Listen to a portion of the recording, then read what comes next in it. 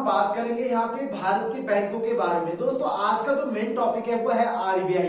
क्या दोस्तों आपको पता है कि भारत में आरबीआई से पहले पैसे यानी कि मुद्राई छपाईकरण कहाँ पे होती थी, मुद्राओं की छपाई कहाँ होती थी और कौन सा बैंक भारत में पैसे छापता था, और भारत में कुल कितने बैंक राष्ट्रीयकृत हैं दोस्तों, और ये भारत में जो सबसे बड़ा बैंक है यानी कि आरबीआई है, तो इसकी स्थापना कब और कैसे हुई दोस्तों, तो इसकी सारी जानकारी हम आपको इस वीडियो में देने वाले हैं। तो दोस्तों मैं चंद्र, स्वागत है आपका आपके अपने यूट्यूब चैनल लर्निंग इंडिया में। तो दोस्तों ध्यान दीजिएगा, सबसे पहले आज हमारा जो टॉपिक है आरबीआई, सबसे पहले मैं आपको बता दूं कि भारत में यानी कि भारत में आरबीआई से पहले बैंक ऑफ इंग्लैंड, दोस्तों ध्यान दीजिएगा, भारत में आरबीआई से पहले बैंक ऑफ इंग्लैंड क्या करता था, भारत में पैसे को छापता था दोस्तों। लेकिन 1 अप्रैल 1935 को भारत में आरबीआई की स्थापना हुई थी। सबसे पहले ध्यान दीजिएगा दोस्तों, फिर मैं एक बार दोहराता हूं कि भारत में आरबीआई से पहले बैंक ऑफ इंग्लैंड भारत में पैसे की छपाई करता था। उसके बाद उसी किसी कारणवश 1928 में भारत में 1928 में बैंक ऑफ इंग्लैंड को बंद कर दिया गया दोस्तों, जिसके कारण 1 अप्रैल 1935 में आरबीआई की स्थापना हुई। और आरबीआई के जो प्रथम गवर्नर थे दोस्तों वो थे सर ओस्बोर्न स्मिथ। जैसे कि आपको पता होगा कि भारत उस समय गुलाम था दोस्तों, और भारत में कोई एक केंद्रीय बैंक नहीं था जिसमें भारतीय पूर्ण रूप से पैसे को जमा कर सकते थे, या किसी पैसों का जो अधिकार यानी कि जो मुद्राओं का अधिकार था वो पूर्ण रूप से भारतीयों के पास नहीं था दोस्तों। तो ये एक बहुत बड़ी विडंबना थी दोस्तों, बहुत सारी दिक्कतें थी भारतीयों के साथ। तो अगर मैं बात करूं यहाँ पे आरबीआई की, तो आरबीआई की जो स्थापना हुई थी दोस्तों वो कब हुई थी, 1 अप्रैल 1935 को। और इसके पहले गवर्नर कौन बने, तो वो बने दोस्तों आपकी कौन, सर ओस्बोर्न स्मिथ। चलो ये तो सबको पता है कि आरबीआई की स्थापना 1935 में हुई। क्या दोस्तों आपको ये पता है कि भारत में आरबीआई ने पैसे की छपाईकरण कब से स्टार्ट की, यानी कि मुद्राओं का जो छपाईकरण हुआ था भारत में वो कब हुआ था? क्योंकि सबको पता है कि आरबीआई तो छापता है, लेकिन कैसे छापता है, तो इसकी पूरी जानकारी मैं आपको यहाँ पे बताने जा रहा हूं। तो दोस्तों मैं आपको बता दूं कि भारत में 1938 से, ध्यान दीजिएगा, 1938 यानी कि 1938 से भारत में मुद्राओं का छपाईकरण हुआ था दोस्तों, और पूर्ण रूप से भारत में यह पैसे 1938 से छापने स्टार्ट हो चुके थे दोस्तों। और आरबीआई एकमात्र एक ऐसा बैंक था उस समय जो पूरी रूप से भारतीय जितने भी बैंक थे उनका संचालन करता था दोस्तों। और उस समय भारत का भारतीय जो बैंक था दोस्तों आरबीआई, इसका पूरा कंट्रोल यानी कि ब्रिटिश शासन काल के अंतर्गत चलता था। ये बात ध्यान दीजिएगा दोस्तों। और अभी टोटल में बात करूं बैंकों की, तो टोटल अभी 22 बैंक ऐसे हैं जो भारत में राष्ट्रीयकृत हैं।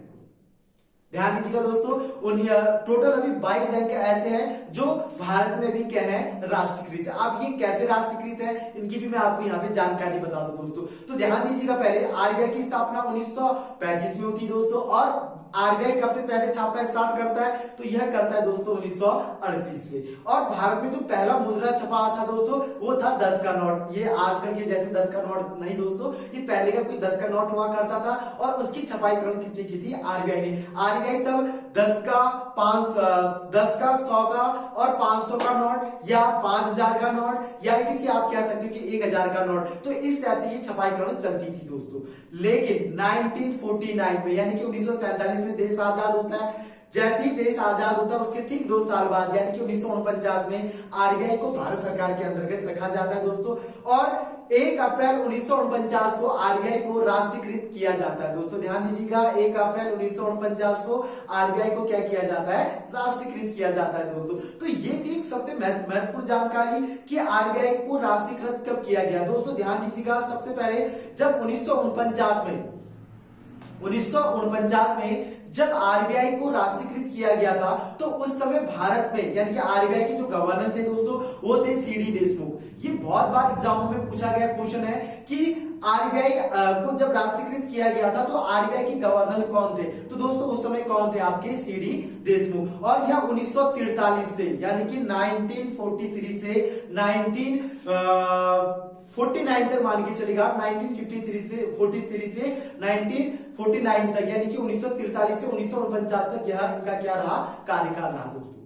यहाँ पे आरबीआई की अगर मैं बात करूं तो आरबीआई की दो तीन चीज ऐसी है जो आपको याद रखनी चाहिए दोस्तों। जैसे कि मैं आपको बता दूं कि आरबीआई के गवर्नर यानी कि अभी प्रेजेंट में बताऊं तो शक्तिकांत दास जी हैं, और आरबीआई के गवर्नर का कार्यकाल 3 वर्ष का होता है दोस्तों। और आरबीआई का राष्ट्रीयकरण कब किया गया? 1949 में किया गया। और आरबीआई के जो अभी गवर्नर है शक्तिकांत दास, तो ये कौन से नंबर के? तो दोस्तों ये है 25वें नंबर के। तो इतने सारे क्वेश्चन आपको आरबीआई के बारे में पता होना चाहिए दोस्तों। तो ये 3 से 4 क्वेश्चन थे दोस्तों। उसके बाद मैंने आपको एक बात बताया था कि भारत में कितने ऐसे बैंक हैं जिनका राष्ट्रीयकृत किया गया। दोस्तों अभी मैं आपको जानकारी के लिए बता दूं कि भारत में बैंकों को सिर्फ 2 बार राष्ट्रीयकृत किया गया, यानी जितने भी अभी हमारे 22 बैंक हैं इनको सिर्फ 2 बार राष्ट्रीयकृत किया गया। ये कब कब किया ये मैं आपको बता दूं दोस्तों। पहली बार 14 बैंकों का राष्ट्रीयकृत हुआ था जो 1969 में हुआ था। उस समय हमारे भारत की प्रधानमंत्री श्रीमती इंदिरा गांधी जी थी दोस्तों, ये आपको पता होना चाहिए। श्रीमती इंदिरा गांधी जी 1969 में जब प्रधानमंत्री बनी तो उन्होंने 14 बैंकों को भारत में क्या किया?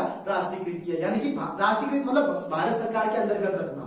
ये ध्यान दीजिएगा, काफी बच्चों का एक कंप्लेंट रहता है कि सर ये राष्ट्रीयकृत होता क्या है? तो राष्ट्रीयकृत का मतलब होता है कि भारत सरकार के अंतर्गत क्या करना? बैंकों का काम करना। जैसे एसबीआई है दोस्तों, या आईटीसी कोई पीएनबी है, या आप आईसीआई बैंक है, ये ऐसे बैंक है जिनको राष्ट्रीयकृत किया गया, यानी कि भारत सरकार के अंतर्गत ये लोग क्या करते हैं? काम करते हैं। तो पहली बार 14 बैंकों का राष्ट्रीयकृत किया गया दोस्तों, और यह कब किया गया? 1969 में। उसके बाद फिर 6 बैंकों का राष्ट्रीयकृत किया गया, यह किया गया था 1980 में। और 1980 में जब राष्ट्रीयकृत किया दोस्तों तो उस समय हमारे देश के प्रधानमंत्री जी जो थे वो कौन थे दोस्तों? वो थे हमारे भारत के सबसे बुजुर्ग प्रधानमंत्री मोरारजी देसाई। ध्यान दीजिएगा, सबसे बुजुर्ग प्रधानमंत्री यानी कि मोरारजी देसाई भारत के उस समय प्रधानमंत्री थे, और 1980 में इन्होंने 6 बैंकों को क्या किया दोस्तों? राष्ट्रीयकृत किया। तो ये इस टाइप की कंडीशन अगर आप याद करेंगे तो दोस्तों यहाँ पे काफी क्वेश्चन आपको क्लियर होंगे। और जैसे कि आप स्क्रीन पे देख रहे हैं, मैंने यहाँ पे सारे यहाँ पे आपको एक एक चीज क्लियर करते हुए लेके गया हूं, और यहाँ पे जिस टाइप से मैं यहाँ पे आपको चित्रण दिखा रहा हूं और चित्रण के अकॉर्डिंग क्लियर करवा रहा हूं, ये चीजें आपके माइंड में बैठ जानी चाहिए दोस्तों। और आरबीआई से अगर आप इतने सारे क्वेश्चन या बैंकों से इतने सारे क्वेश्चन क्लियर करते हैं तो आपको बहुत सारा हेल्प मिलेगा दोस्तों। अब मैं बात करूं यहाँ पे कि आरबीआई पैसे किस तरीके से छापता है दोस्तों। अगर ये टॉपिक बनाना चाहे तो ये कॉन्सेप्ट के हिसाब से काफी लंबा चले जाएगा, तो मैं इसको कुछ शॉर्ट के रूप में बता रहा हूं ताकि आप लोग इसको क्या कर सको? क्लियर कर सको दोस्तों। तो मैं बता दूं कि भारत में 1 और 2 रुपए का नोट, ध्यान दीजिएगा, 1 और 2 रुपए का नोट हमारा वित्त मंत्रालय छापता है दोस्तों। ये काफी पूछा गया क्वेश्चन है कि 1 रुपए का नोट कौन छापता है? तो 1 रुपए का नोट वित्त मंत्रालय छापता है, और 1 रुपए के नोट में वित्त सचिव का हस्ताक्षर होता है दोस्तों। ध्यान दीजिएगा, 1 रुपए के नोट में वित्त सचिव का हस्ताक्षर होता है। और 5, 10, 20, 50, 100 की अगर मैं बात करूं तो वह कौन छापता है? हमारा आरबीआई छापता है दोस्तों। अभी हाल में आपने देखा होगा कि भारत में अभी आपको पता होगा कि भारत में नोटबंदी हुई थी दोस्तों। ये कब हुई थी ये भी आपको पता होना चाहिए। अभी हाल में दोस्तों यानी कि 8 नवंबर 2016 को, ध्यान दीजिएगा, 8 नवंबर 2016 को, 8 नवंबर को रात को शाम को 8 बजे हमारे प्रधानमंत्री नरेंद्र मोदी जी ने इसकी घोषणा की थी, और काफी चीजें इसमें बदलाव देखने को मिले दोस्तों। अब इसका मेन कारण क्या था, ये क्यों किया गया, इसको मैं आपको नेक्स्ट वीडियोस में जरूर बताऊंगा। लेकिन आज मैंने जो आरबीआई के बारे में बताया दोस्तों, इसको फिर मैं एक बार दोहरा देता हूं। 14 बैंक पहले, उसके बाद 6 बैंक, और उसके बाद आपको कि सर 14 6 तो 20 होता है। तो मैं आपको बता दूं कि 2 बैंक हमारे, एक एसबीआई और एक आरबीआई थे दोस्तों। ध्यान दीजिएगा, एक एसबीआई और एक आरबीआई, तो टोटल कितने बैंक हो गए हमारे? 22 बैंक के। तो ये था दोस्तों आरबीआई का सबसे कॉन्सेप्ट यानी बैंकों का। अब मैं अगर आपको बैंक के लिए अगर आईआईटी से आपको इकोनॉमिक में अगर आपको कुछ ज्यादा इंपॉर्टेंट क्वेश्चन चाहिए तो दोस्तों मैं आपसे रिक्वेस्ट कर रहा हूं कि आप मुझे कमेंट बॉक्स में जरूर बताइएगा, ताकि मैं ऐसी वीडियोस आपको पूरे बैंकिंग के बारे में क्लियर करा सकूं, और बैंकिंग की हर क्वेश्चन को मैं आपको यहाँ पे क्लियर करा सकूं। तो दोस्तों वीडियो पसंद आया तो दोस्तों लाइक और सब्सक्राइब करना बिल्कुल भी ना भूलिएगा। जय हिंद, जय भारत।